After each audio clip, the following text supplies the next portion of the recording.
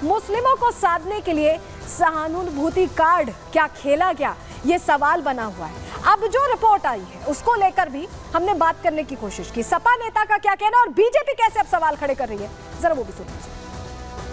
मुख्तार अंसारी की मृत्यु के बाद उनके परिजनों और समाजवादी पार्टी के नेताओं के द्वारा यह आरोप लगाया जा रहा था कि जहर देकर के उनकी मौत हुई है, लेकिन इस पूरे मामले में मैजिस्ट्रियल इंक्वायरी ने यह स्पष्ट कर दिया मेडिकल साक्ष्यों के आधार पर कि उनकी मृत्यु हार्ट अटैक से हुई थी। अब कम से कम जो इस पर घिनौनी राजनीति कर रहे थे उनको एक जवाब मिल गया है। मुख्तार अंसारी के मामले में जांच रिपोर्ट सामने आ गई है। हम सभी स्वागत करते हैं, लेकिन justice delay to justice deny, इसको भी हमें ध्यान रखना पड़ेगा। इतनी देर से रिपोर्ट आने का कारण क्या है? जब अभी हम आपको जानकारी दे रहे थे तो हम कह रहे थे कि इस तरह की बातें कहना जो सियासतदान कह देते हैं अपने फायदे के लिए, अपनी राजनीति के लिए, उसका गहरा असर पड़ता है। असर उस वक्त भी हुआ था, कैसे हुआ था अब वो जानकारी आपके सामने रख रहे हैं, क्योंकि जेलर को धमकी मिलना शुरू हो गई थी। 28 मार्च को देखिए मुख्तार अंसारी की मौत होती है, हार्ट अटैक से मौत होती है, और उसके बाद मौत के बाद जेल अधीक्षक को फोन पर धमकी दी जाने लगती है, जान से मारने की धमकी दी जाती है जेल अधीक्षक वीरेश को। उनको कॉल्स आने लगते हैं, क्योंकि ये जो सुगबुगाहट चल रही थी ना कि हत्या हुई है, स्लो पॉइजन हुआ है, ये तमाम बातें कही जा रही थी। और इस बीच जेल अधीक्षक ने आला अधिकारियों को ये जानकारी दी कि उन्हें कॉल्स आ रहे हैं, थ्रेटनिंग कॉल्स आ रहे हैं, उनकी जान को खतरा है।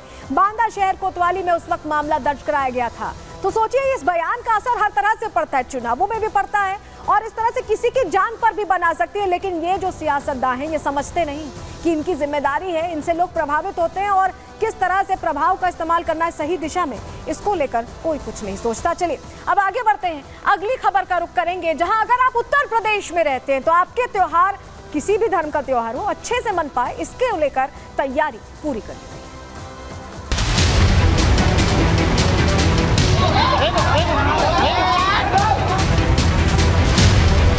उत्तर प्रदेश उपद्रवियों के लिए नहीं, उत्सवों के प्रदेश के रूप में माना जाएगा। उत्तर प्रदेश माफियाज के लिए नहीं, महोत्सव के लिए माना जाएगा।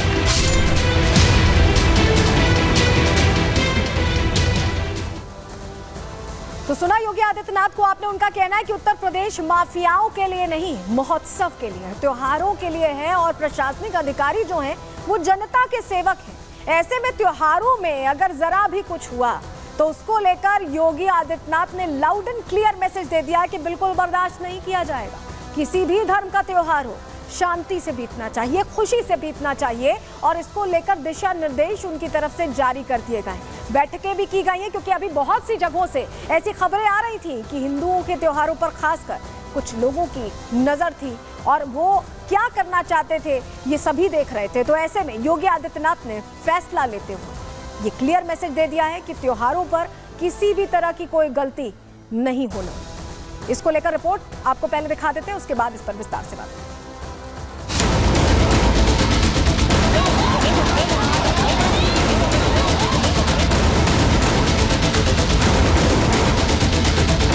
त्योहार हिंदुओं के हों या मुस्लिमों के, सिख के हों या ईसाई के, योगी सरकार की प्राथमिकता है कि प्रदेश का हर वर्ग अपना त्योहार हर्षोल्लास और शांति के साथ मनाए।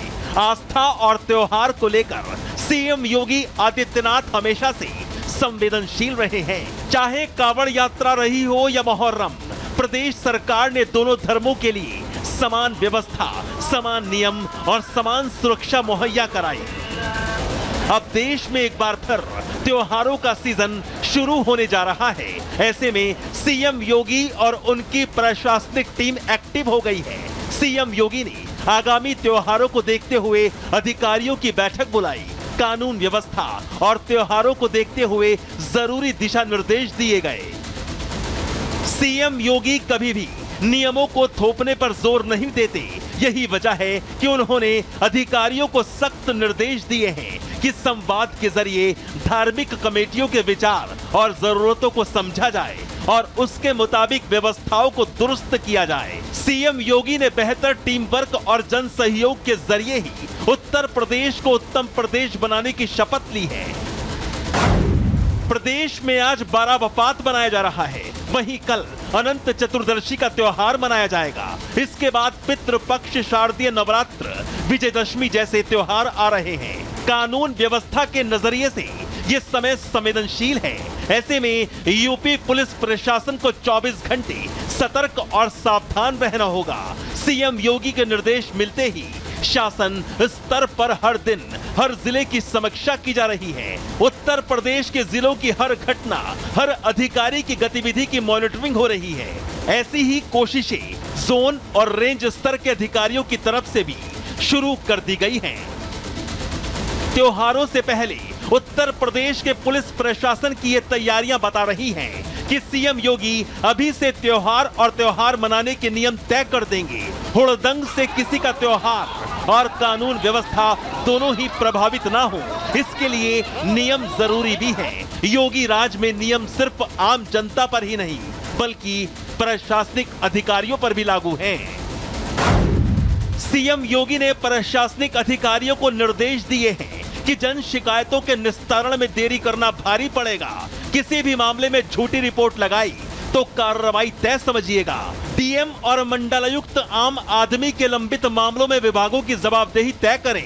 सीएम योगी ने मीटिंग के दौरान कहा कि शासन स्तर पर हर दिन हर जिले की समीक्षा की जा रही है और हर अधिकारी की गतिविधि की सीधी निगरानी की जा रही है। सीएम योगी का मैसेज लाउड एंड क्लियर है कि प्रदेश में त्योहार के समय नो फियर। प्रदेश में मौजूद प्रशासनिक अधिकारी जनता के सेवक हैं। ऐसे में जनता से जुड़े किसी भी मुद्दे में लापरवाही हुई तो एक्शन में देरी नहीं होगी। Bureau report, Republic Bharat.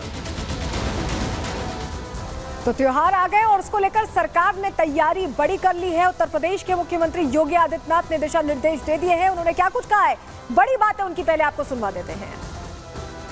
एवं हतोहंति धर्मो रक्षति रक्षिता।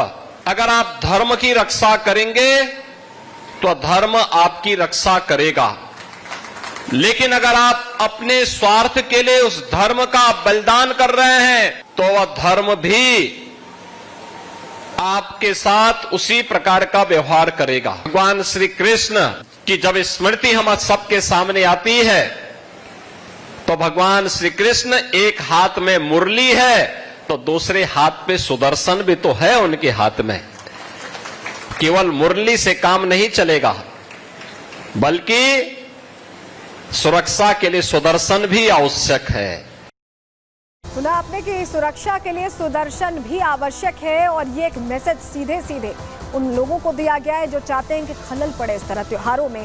वहीं आपको ये भी बताया, हमने स्थानीय लोगों से जानने की कोशिश की कि इस फैसले के बाद वो कैसा महसूस कर रहे हैं। जरा उनका भी रिएक्शन आप सुन लीजिए। अराजक तत्व हैं ये चीज़ भूल चुके हैं कि उत्तर प्रदेश में योगी आदित्यनाथ जी की सरकार है जहां पे निर्णय सिर्फ बुलडोजर से होता है। यूपी के अंदर कोई ऐसा करेगा, अपराध करेगा, उसको अगले चौराहे पे वो मारा जाएगा, उसको यमराज के पास इंतजार कर रहे होंगे, ऐसा भी उन्होंने कहा है। और वो बहुत अच्छा काम कर रहे हैं अपराधियों के लिए। इन्होंने पथराव किया है जुलूस में, गणेश पूजा के जुलूस में, उनको सख्त कार्रवाई और बुलडोजर चलना चाहिए, सख्त एक्शन लेना चाहिए। और एक्शन लेने में नंबर 1 है योगी जी अपने। और फिर आदमी पक्षपात कहता है, हिंदू मुस्लिम करता है। देखिए, जो मुगल के वंशज अपने आप को भूल चुके हैं उनको मैं बताना चाहता हूँ कि उत्तर प्रदेश में माननीय मुख्यमंत्री योगी आदित्यनाथ जी की सरकार है। यहाँ पर गाड़ियाँ भी पलटती हैं, अटैक से भी लोग मरते हैं और बुलडोजर भी चलता है। तो वो सचेत रहे जिन्होंने ये कृत्य किया है।